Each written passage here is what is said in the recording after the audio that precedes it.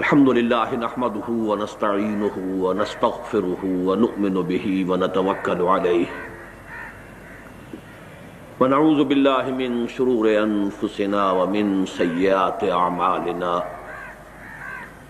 من يهده الله فلا مضل له ومن يضلله فلا هادي له ونشهد أن لا إله إلا الله وحده لا شريك له ونشهد أن سيدنا ومولانا محمدا عبده ورسوله أرسله بالهدى ودين الحق ليظهره على الدين كله وكفى بالله شهيدا فصلى الله عليه وعلى آله وأصحابه وسلم تسليما كثيرا كثيرا اما بعد فقد قال الله تبارك وتعالى كما ورد في سورة المائدة اعوذ بالله من الشيطان الرجيم بسم الله الرحمن الرحيم يا ايها الذين آمنوا عليكم انفسكم لا يضركم من ضل اذا اهتديتم الى الله مرجعكم جميعا فَيُنَبِّئُكُم بِمَا كُنتُمْ تَعْمَلُونَ صدق اللہ العظیم رب اشرح لي صدری ويسر لي امری واحلل عقدۃ من لسانی یفقهوا قولی اللهم ربنا الہمنا رشدنا واعذنا من شرور انفسنا اللهم ارنا الحق حقا وارزقنا اتباعه وارنا الباطل باطلا وارزقنا اجتنابه اللهم وفقنا لما تحب وترضى وتقبل منا فإنك خير المتقبلين آمین یا رب العالمین۔ محترم رفقاء تنظیم اسلامی و معاونین تحریک خلافت اور معزز حاضرین اور محترم خواتین، السلام علیکم ورحمۃ اللہ وبرکاتہ۔ اللہ کا لاکھ لاکھ شکر ہے کہ جو بھی موانع پیش آئے اور جو بھی مشکلات سامنے آئیں ان سب کے علی الرغم اس کے فضل و کرم سے ہم اپنے اس پروگرام کی تکمیل کر سکے۔ ہر شے من جانب اللہ ہے اور کوئی شے اللہ تعالیٰ کی طرف سے آنے والی خیر سے خالی نہیں ہوتی۔ بیدک الخیر انک علی کل شیء قدیر۔ ہمارا رد عمل مختلف ہو جاتا ہے ہماری شارٹ سائٹڈنس کی وجہ سے۔ عسیٰ ان تحبوا شیئا وہو شر لکم وعسیٰ ان تکرہوا شیئا وہو خیر لکم اللہ یعلم وانتم لا تعلمون۔ اب آج میں نے اگرچہ صرف ایک آیت اس وقت تلاوت کی ہے لیکن میرے پیش نظر دو آیات کے 4 مجموعے ہیں جو آپ کے سامنے ہدیتاً پیش کرنے ہیں، اور وہ اس لیے کہ حضور کا یہ فرمان سب کے علم میں ہے، ان خیر الحدیث کتاب اللہ ان احسن الحدیث کتاب اللہ، تو کوئی ہدیہ اس سے بہتر ہو نہیں سکتا۔ پہلی آیت جو میں نے پڑھی ہے وہ سورہ مائدہ کی 105ویں آیت ہے، اور بڑی ضرورت میں محسوس کرتا ہوں کہ ہم میں سے ہر شخص کو اس آیت کے مفہوم اور معنی کو اچھی طرح حرز جان بنا لینا چاہیے۔ یا ایھا الذین آمنوا علیکم انفسکم لا یضرکم من ضل اذا اہتدیتم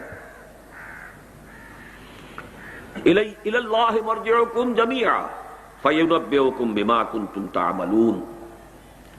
اور اسی کے ساتھ جوڑ لیجئے وہ مضمون جو کئی مرتبہ آیا ہے، لا یکلف اللہ نفسا الا وسعہا۔ یہ پہلا تحفہ ہے آج کے اس اجتماع میں، لیکن ان کی اہمیت کیا ہے اس پر سب غور کیجئے۔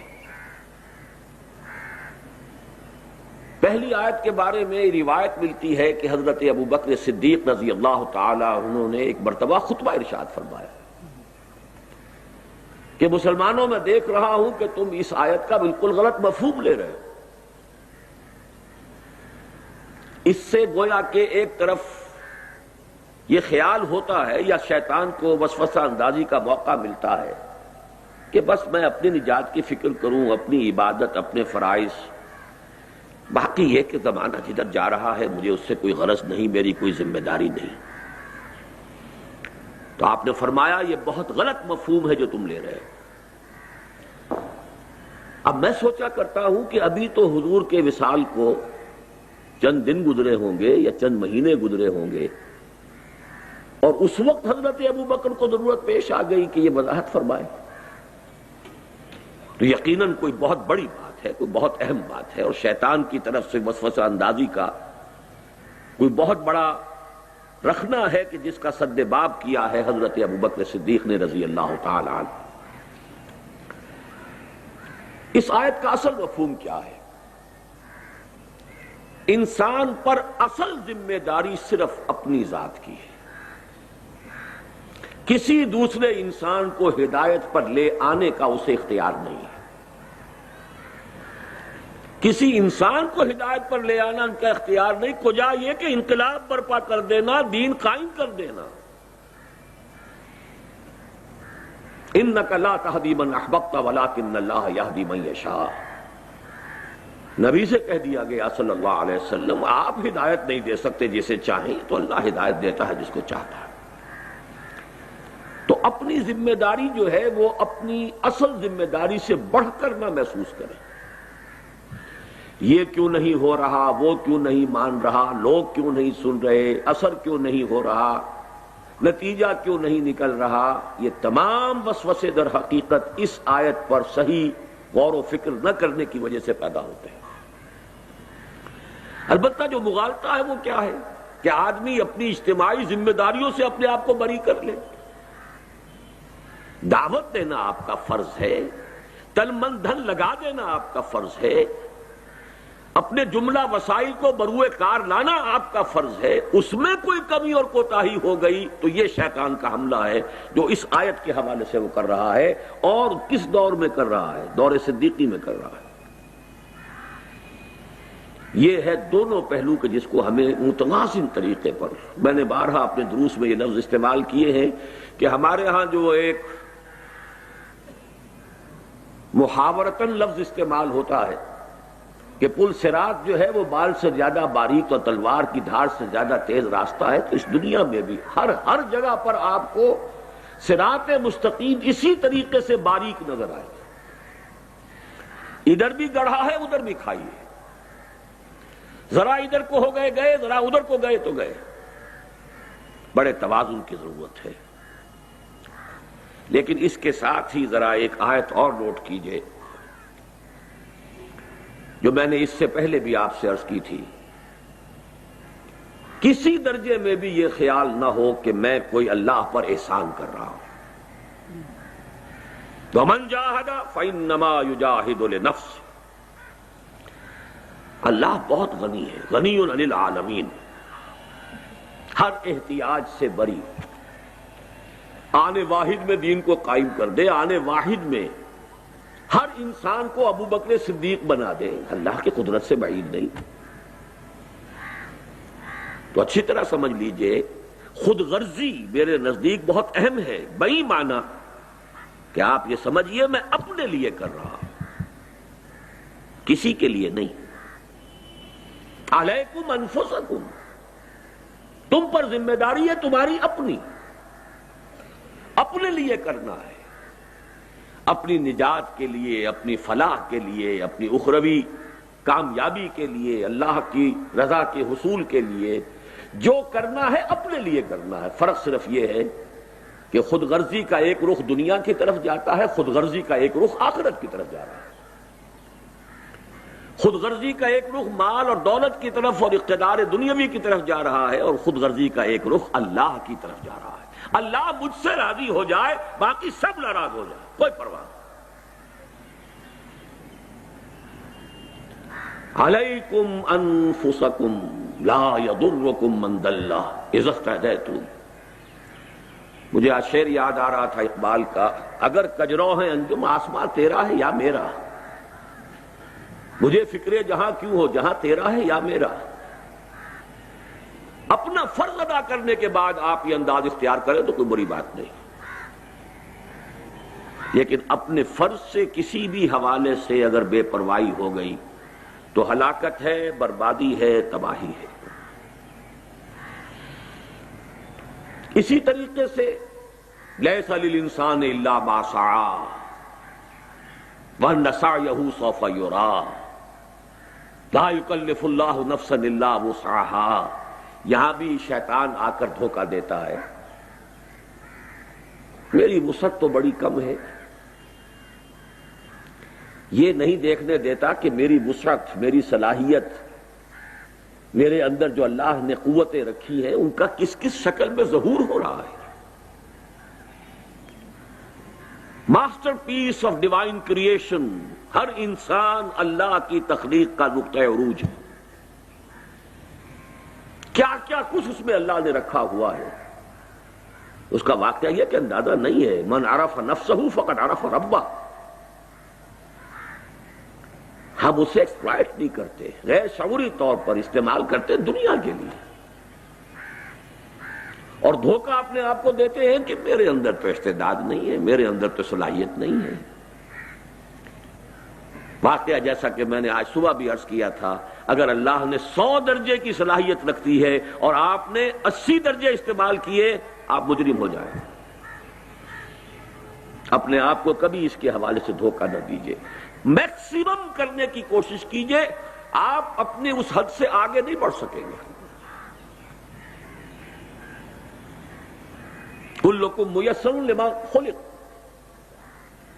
وہ اپنی جگہ ہے، لیکن اپنی سعی میں، اپنی کوشش میں، اپنی انڈیور میں، اپنی جد و جہد میں، اپنے انفاق مال میں، اپنے بذل نفس میں اگر اس حوالے سے کوئی کمی ہو گئی تو یہ بھی اس آیت کا غلط مفہوم ہوگا، اور گویا کہ قرآن مجید جو خود کہتا ہے اپنے بارے میں یضل بہ یضل من یشاء، اللہ جس کو چاہتا ہے اس قرآن کے ذریعے سے گمراہ بھی کر دیتا ہے، یضل بہ کثیرا ویہدی بہ کثیرا وما یضل بہ الا الفاسقین۔ اپنی نیت کے حوالے سے تو پہلا تحفہ یا ایھا الذین آمنوا علیکم انفسکم،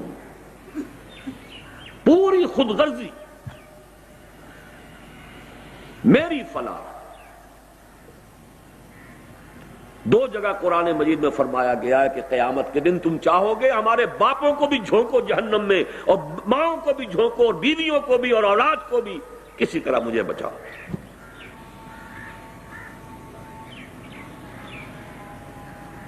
یود المجرم لا یفتدی من عذاب یومئذ ببنیہ وصاحبتہ واخیہ وفصیلتہ التی تؤویہ ومن فی الارض جمیعا ثم ینجیہ کلا انہا لظی نزاعۃ للشوی۔ یہ خود غرضی، وہ نفسا نفسی جو قیامت کے دن ہونی ہے، آج ہونی چاہیے۔ پوری خود غرضی، پوری نفسا نفسی آج ہونی چاہیے۔ اب اسی کے حوالے سے 2 آیات کا جوڑا اور ہے۔ یا ایھا الذین آمنوا قوا انفسکم واہلیکم نارا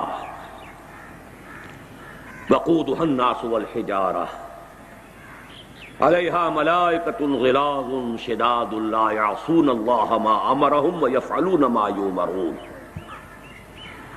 یہ تو ہمارے منتخب نصاب کی آیت ہے، آپ میں سے اکثر کو ازبر ہوگی، لیکن اس کا جوڑا کیا ہے وہ بھی نوٹ کر لیجئے۔ یا ایھا الذین آمنوا لا تتخذوا آباءکم واخوانکم اولیاء ان استحبوا الکفر علی الایمان ومن یتولہم منکم فاولئک ھم الظالمون۔ دیکھیے انسان کے دنیاوی رشتے جو ہیں، اہل میں اہل بیت سب سے پہلے، اولاد، باپ، بھائی، قریب ترین رشتے یہی ہیں۔ پہلی ذمہ داری اپنی ذات کے بعد آپ پر ان کی ہے۔ یہ بہت غلط ٹرینڈ ہمارے ہاں چل پڑا ہے، بھاگ دوڑ، دور دراز کی دعوت اور تبلیغ، اور اپنے گھروں کی طرف دھیان نہیں. Something is wrong somewhere. اگر تو خلوص کے ساتھ ہے تو کیسے ممکن ہے کہ سب سے پہلے آپ ان کے لیے بھلائی نہ چاہیں گے؟ دو اور دو چار کی طرح کی بات ہے. ان سے زیادہ پیارا کون ہوگا؟ اگر ان کی فکر نہیں ہے تو جان لیجئے آپ اپنی شخصیت کے پروجیکشن کے لیے، آپ اپنے نام کو نمایاں کرنے کے لیے، آپ کسی ہوس اقتدار کے اندر مبتلا ہو کر رہے ہیں جو کچھ کر رہے ہیں.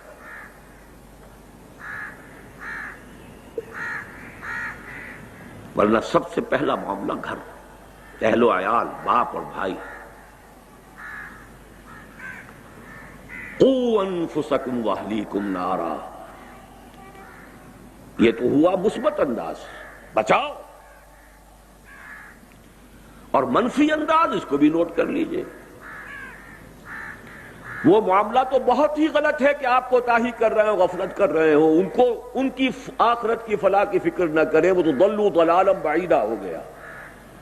وہ تو میں نے کہا پیتھولوجی ہے، کوئی نہ کوئی خرابی ہے، کوئی نہ کوئی ٹیڑھ ہے، کوئی نہ کوئی کجی ہے. لیکن اس کا دوسرا رخ بھی ہے. اگر آپ کی تمام تر کوشش کے باوجود وہ سیدھے راستے پر نہیں آ رہے تو ان سے کٹ جانا فرض ہے. اپنے باپوں اور بھائیوں کو بھی اپنا ولی نہ بناؤ. اگر یہ صورت پیدا نہیں ہو رہی پھر کوئی خرابی ہے. کٹ جانے کا مطلب یہ نہیں کہ لٹ مار کے علیحدہ ہو جائیں. کٹ جانے کا مطلب یہ نہیں کہ گالم گلوچ پر اتر آئے. نہیں، معلوم انہیں ہو جائے کہ یہ اس کے دل میں ہماری محبت نہیں ہے. پولرائزیشن اگر نہیں ہو رہی ہے تو کوئی نہ کوئی خرابی ہے. منطقی نتیجہ ہے. ان کے غلط طور اطوار بھی ہوں، ان کے غلط چال چلن بھی ہوں، ان کی زندگی کے غلط رخ بھی ہوں، اور آپ کی محبتیں بھی جو کہ تو قائم ہوں، اور آپ کی شفقتیں بھی جو کہ تو قائم ہوں. تو یا تو آپ میں اللہ کے لیے حمیت اور غیرت نہیں ہے، یا ان کی محبت آپ کے دلوں میں اللہ کی محبت سے زیادہ ہو گئی ہے. تیسری کوئی شکل موجود نہیں. غیرت کا تقاضا ہے. میں خاص طور پر تنظیم کے نمایاں ساتھیوں سے بھی کہہ رہا ہوں، اس سال کا میرا اصل پیغام یہ سمجھیے، اپنے گھروں پر نگاہ ڈالیے، اپنی بیویوں کو دیکھیے. یا تو وہ آپ کو بے وقوف اور پاگل اور احمق سمجھتی ہیں، یا پھر وہ صورت ہے کہ آپ کو دفن ہو جانا پسند کرنا چاہیے بنسبت زندہ رہ کر زمین کی پیٹھ پر چلنے کے. کیا وجہ ہے؟ کیوں وہ رخ دوسرا ہے؟ قوا انفسکم واہلیکم نارا، اس میں کوئی کوتاہی. کہہ رہے ہیں پھر جو کچھ کر رہے ہیں وہ اس کو بھی چلتا جا رہا ہے. سٹیٹس کوو ہے. یہی بات تو کہی حضور نے کہ بنی اسرائیل میں سب سے پہلی خرابی یہی آئی ان کے علماء کے اندر، کہ وہ لوگوں کو غلط کاموں سے روکتے تو تھے لیکن ان کے ساتھ عقل و شرب جاری بھی رکھتے تھے. اسی طرح کی ان کی سوشل محافل ہیں، اسی طرح کے ان کے تعلقات ہیں، اسی طرح کی ان کی دعوتوں میں، ان کی تقریبات میں شرکت ہو رہی ہے. نتیجہ کیا ہوگا کہ رفتہ رفتہ آپ کے اپنے دل کے اوپر زنگ آ جائے گا. اس حدیث کے الفاظ غالباً میرا ذہن یہ ہے کہ اس کے بعد دعا مانگو گے اور تمہاری دعا قبول نہیں ہوگی. یہ بے غیرتی اور بے حمیتی نہیں ہونی چاہیے. تو میں ایک لفظ پولرائزیشن کے حوالے سے بات کرنا چاہتا ہوں.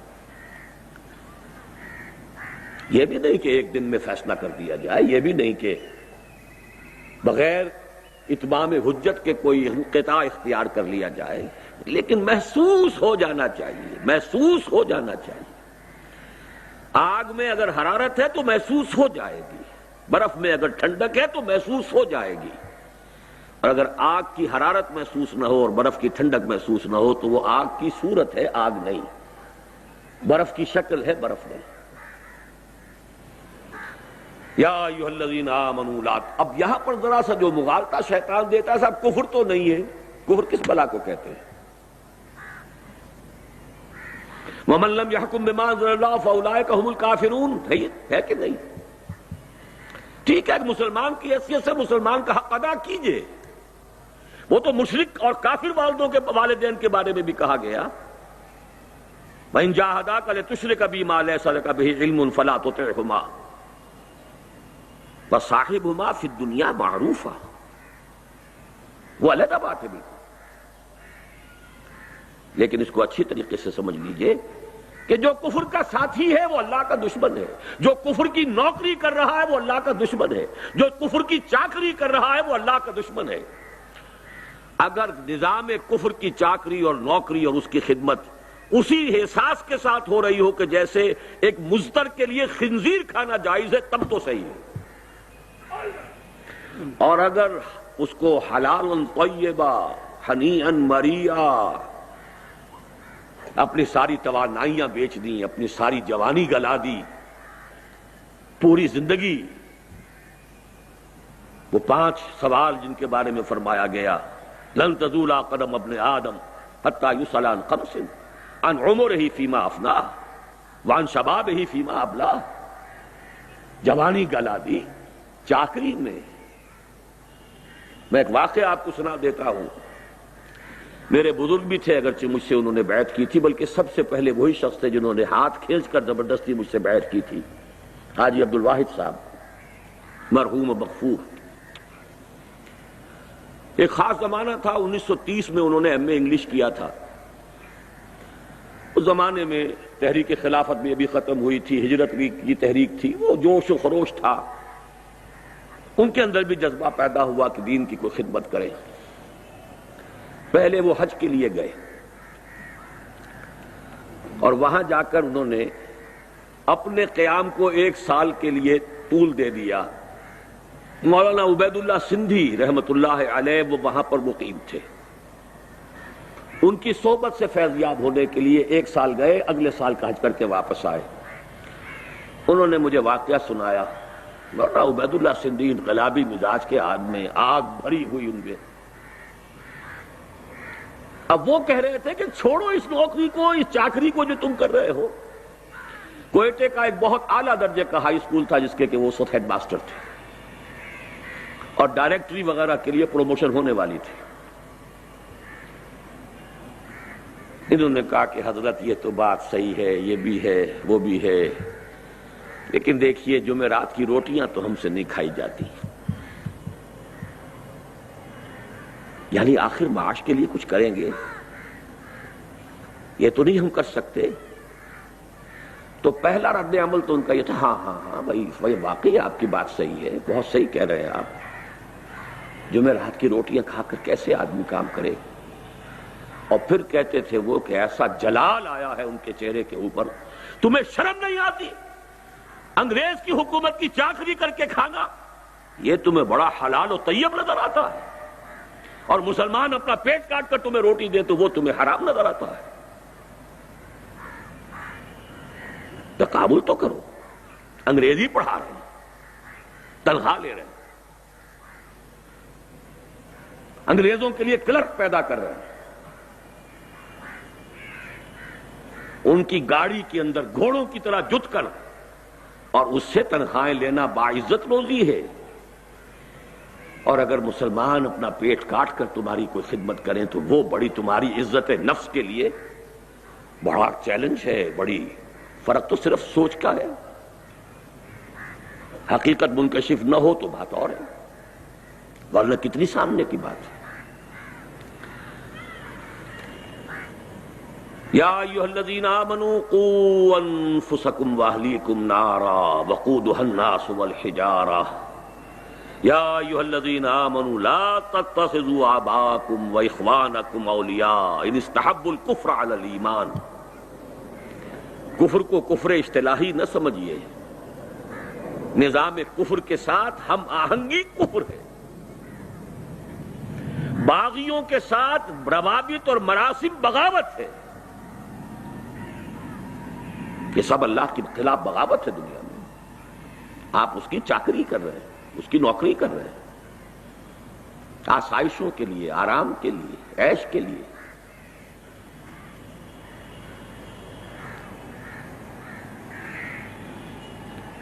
تیسرا جوڑا، اصل شے جو فیصلہ کن ہے وہ کیا ہے؟ انسان کو اگر اللہ نے ہدایت دی ہے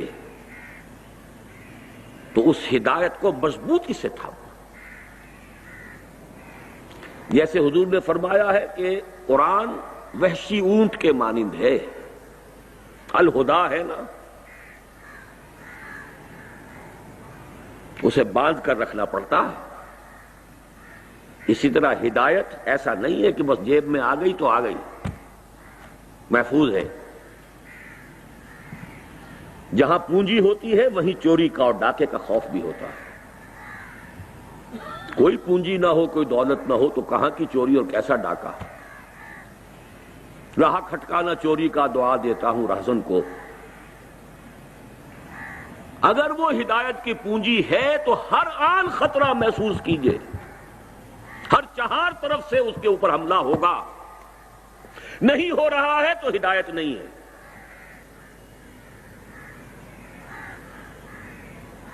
آپ کے والدین آپ پر حملہ کریں گے، آپ بڑے میٹھے میٹھے الفاظ میں کریں گے۔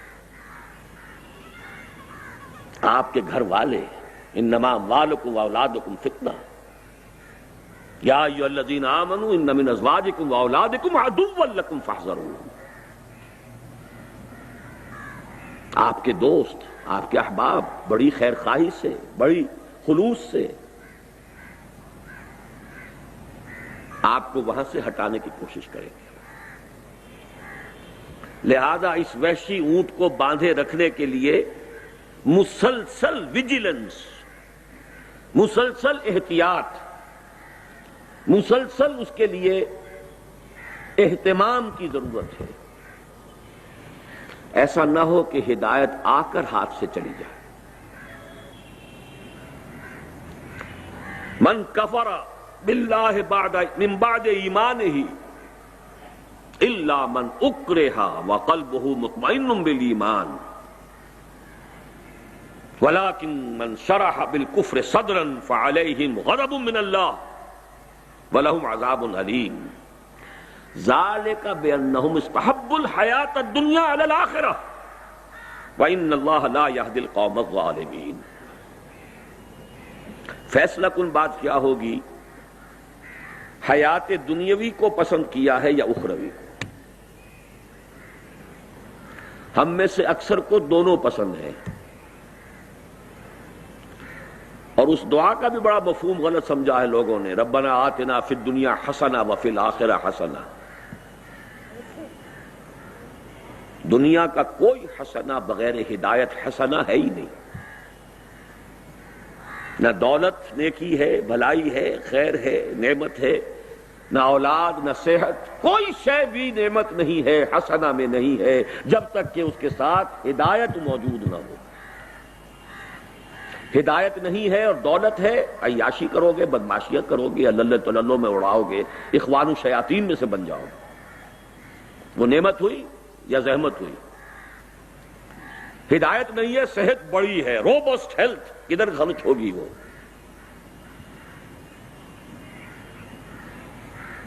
کوئی شے نعمت نہیں۔ ربنا آتنا فی الدنیا حسنہ، ہاں اللہ ہدایت کے ساتھ جو بھی حسنات ہیں ہمیں عطا فرما،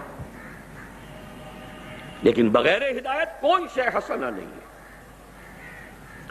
اصل فیصلہ کن بات یہ ہے کہ آخرت کے طالب ہو یا دنیا کی، اگر اس میں فیصلہ نہیں کیا ہوا ہے، واضح فیصلہ، شعوری فیصلہ، تو قدم قدم پر واپسی کا، پسپائی کا، ارتداد کا اندیشہ ہے۔ ارتداد معنوی، ارتداد کسے کہتے؟ لوٹ جانا، پسپائی اختیار کرنا۔ ایک قانونی ارتداد ہے کہ اسلام سے کفر کی طرف چلا جائے، اور ایک یہ معنوی اور باطنی ارتداد ہے کہ ہدایت سے، راستے سے پیچھے ہٹنا شروع کر دے۔ ذالک بانہم آمنوا ثم کفروا ثم آمنوا ثم کفروا ثم ازدادوا کفرا. اور یہی بات آئی ہے فاما من طغى وآثر الحیات الدنیا فإن الجحیم ہی المأوی. جو سرکشی کی روش اختیار کرے گا اور حیات دنیاوی کو ترجیح دے گا، بس فیصلہ کن بات یہ ہے ترجیح کس کی ہے. آپ کی ویلیوز معین ہو جانی چاہیے. دنیا بری نہیں ہے لیکن آخرت کی کاسٹ پر نہیں. آخرت کے ساتھ سوکھی روٹی مل جائے بہت بڑی نعمت، اچھا کھانے کو دے دے اللہ. قل من حرم زینت اللہ التی اخرج لعبادہ والطیبات من الرزق. کوئی بری بات نہیں، رہبانیت نہیں ہے اسلام میں، لیکن اپنے فرائض کو ادا کر اپنی ذمہ داریوں سے عہدہ برا ہونے کے بعد اب اگر کر سکتے ہو کرو. یہاں مجھے وہ حدیث یاد آ رہی ہے کہ حضور نے فرمایا وہ جو 7 انسان ہیں کہ جن پر اللہ تعالی خاص جن پر سایہ فرمائے گا، عرش کے سائے میں جگہ دے گا. وَرَجُلٌ قَلْبُهُ مُعَلَّقٌ بِالْمَسَاجِدِ. وہ انسان کہ جس کا دل اٹکا رہتا ہے مسجد ہی میں، آتا ہے دھندے کے لیے، کاروبار کے لیے، لیکن معلوم ہوتا ہے کہ میں یہاں کی شے نہیں ہوں، مجبوری ہے. اور اس کو بھی سمجھ لیجئے کہ یہ کس دور کی بات ہے جبکہ اللہ کا دین قائم ہو چکا ہو. اب نیکی کا سب سے بڑا مظہر مسجد کے ساتھ معلق ہو جانا ہے. اگر اللہ کا دین قائم نہیں ہے تو اب ایمان کا سب سے بڑا مظہر اس جد و جہد، اس جہاد کے ساتھ معلق ہو جانا ہے. جو وقت اور جو لمحہ بھی اس کے سوا صرف ہو رہا ہے وہ گویا مجبوراً ہو، بالمکرہ بالاکراہ. کیا کریں، مجبوری. اس سے زائد اگر allocation of time, allocation of energies, اگر اس میں یہ نسبت و تناسب الٹی ہو گئی تو فلاح اور فوز ہاتھ سے پھسل جائیں گے. یہ ہدایت ہر وقت گویا کہ پھسلنے والی شے ہے، اس کو تھام کر رکھنا آسان کام نہیں. چوتھا اور آخری جوڑا، اور اس کے ساتھ میری زندگی کا ایک اہم واقعہ وابستہ ہے. 1951 کی بات ہے، اسلامی جمعیت طلبہ کا سالانہ اجتماع تھا. میں لاہور کا ناظم منتخب کیا گیا تھا اسی سال. سالانہ اجتماع کے موقع پر خرم جاہ مراد صاحب جو اب جماعت اسلامی کے نمایاں لوگوں میں سے ہیں، نائب وبراء میں سے ہیں، وہ ہمارے ساتھی تھے جمعیت میں. میں نے تو کبھی یہ ذوق و شوق پالا نہیں، یہ آٹوگراف بک کبھی میرے پاس رہی نہیں. بہرحال انہوں نے اپنی آٹوگراف بک میرے سامنے رکھی، اس پہ کچھ لکھ دیجئے. 1951 کی بات ہے، آج سے 45 برس کی. اللہ کا شکر ادا کرتے ہوئے کہتا ہوں جو میں نے لکھا تھا وہ میرے لوح قلب پر آج تک لکھا ہوا ہے، اور بہت طویل عرصے تک بعد میں بھی وہ ذکر کرتے رہے، اور نہ معلوم کتنے لوگوں کو انہوں نے میرا وہ آٹوگراف دکھایا. میں نے اس وقت لکھا تھا کہ کبھی کبھی میرا دل ان لوگوں کے تصور سے کانپ اٹھتا ہے جو کبھی تحریک اسلامی کے اولین صفوں میں تھے اور پھر اسی نسبت سے اس سے دور چلے گئے.